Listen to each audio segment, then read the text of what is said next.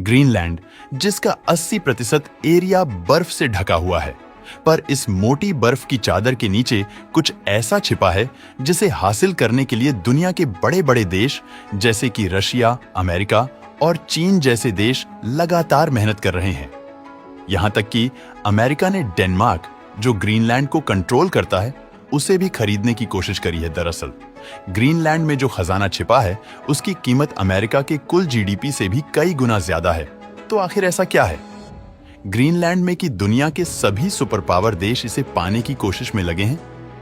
दरअसल डेनमार्क द्वारा control Greenland, जो इससे 50 गुना ज्यादा बड़ा है, यहाँ की आबादी सिर्फ 56,000 है, जिसमें से 19% लोग ग्रीनलैंड की कैपिटल सिटी नूक में ही रहते हैं।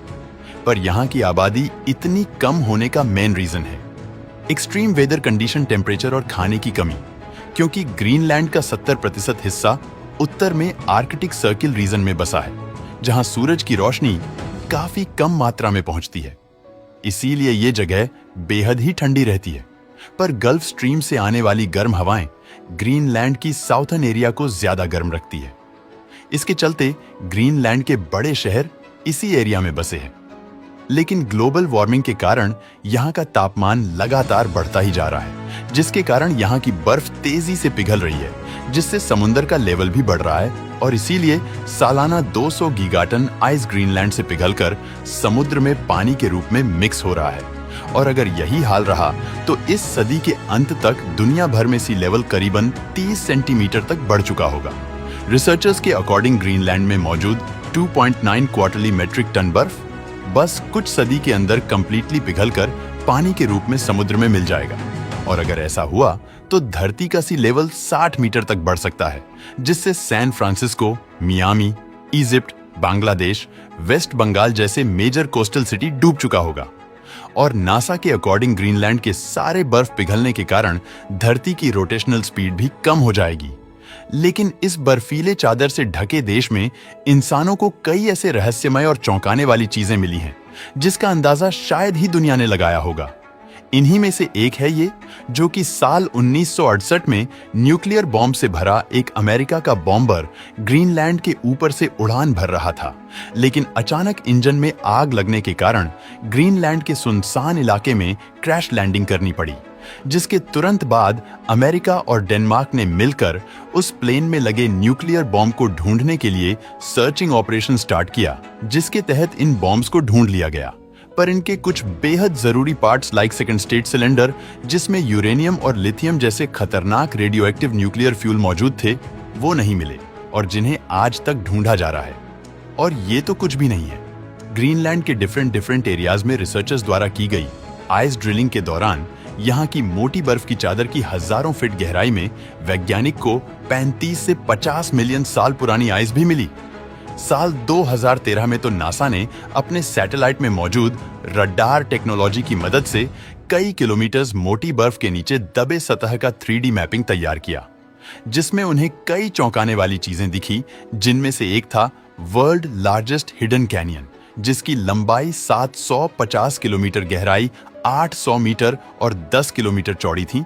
और ये घाटी, जो आज तक खोजी गई दुनिया की सबसे बड़ी घाटी निकली, जो हजारों सालों से ग्रीनलैंड की थिक आइस के नीचे दबी थी। वैज्ञानिक ने जिसे ग्रीनलैंड ग्रैंड कैनियन का नाम दिया। इसके अलावा 2015 में 3D मैपिंग के दौरान साइंटिस्ट ने तो बड़े क्रिटर्स की खोज करी और रिसर्च में ये पाया गया लगभग 58 मिलियन साल पहले ग्रीनलैंड की सतह से उल्कापिंड टकराया था। उस समय ग्रीनलैंड हरियाली से भरपूर थी। इसकी वजह से ये दोनों ही क्रेटर्स कई किलोमीटर थिक आइस लेयर से ढक चुका है। पहला क्रेटर 31 किलोमीटर चौड़ा है, जो ग्रीनलैंड के ग्लेशियर के नीचे है, तो वही दूसरा 36 किलोमीटर चौड़ा क्रेटर इससे 187 किलोमीटर दूर स्थित है। इन सब चीजों के अलावा ग्रीनलैंड की बर्फ के नीचे सबसे इंपॉर्टेंट खजाना मौजूद है। वो है नेचुरल रिसोर्सेज, खास तौर पर हाइड्रोकार्बन और रेयर अर्थ एलिमेंट। एक रिपोर्ट के अनुसार ग्रीनलैंड में 412 बिलियन बैरल हाइड्रोकार्बन मौजूद है, जो पूरी दुनिया में पाया गया ऑयल रिजर्व का 13% है। यहां तक कि ग्रीनलैंड में दुनिया की 30% अनडिस्कवर्ड नेचुरल गैसेस रिजर्व भी है। और सबसे जरूरी है, ये रेयर अर्थ एलिमेंट्स जिसका इस्तेमाल आज के समय इंसानी सभ्यता द्वारा इजाद की गई है, टेक्नोलॉजी में किया जा रहा है, चाहे वो स्मार्टफोन से लेकर इलेक्ट्रिक कार्ड हो या फिर कंप्यूटर से लेकर हवाई जहाज हो। पर इन रेयर अर्थ एलिमेंट्स पर पूरी तरह चाइना ने कब्जा करके रखा है, जो पूरी दुनिया का 85% रेयर अर्थ एलिमेंट एक्सपोर्टर है। इसीलिए चाइना को टक्कर देने के लिए अमेरिका ग्रीनलैंड में मौजूद इन रेयर अर्थ एलिमेंट्स रिजर्व पर कंट्रोल पाना चाहता है, जिसके लिए अमेरिका ने डेनमार्क, जो ग्रीनलैंड को कंट्रोल करता है, उसे पैसा भी ऑफर किया था इन रिजर्व को खरीदने के लिए, पर डेनमार्क ने उनकी बात नहीं मानी और आज के समय ग्रीनलैंड की सबसे इंपॉर्टेंट एरिया है।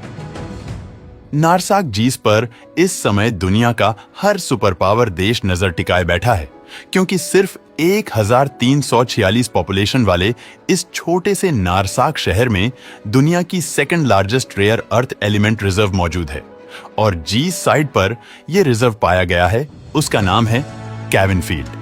अब रिसर्च के मुताबिक केविन फील्ड के इस रिजर्व में इट्रियम स्कैंडियम जैसे 11 million tons of rare earth elements और 2,70,000 टन्स ऑफ यूरेनियम रिजर्व भी मौजूद है।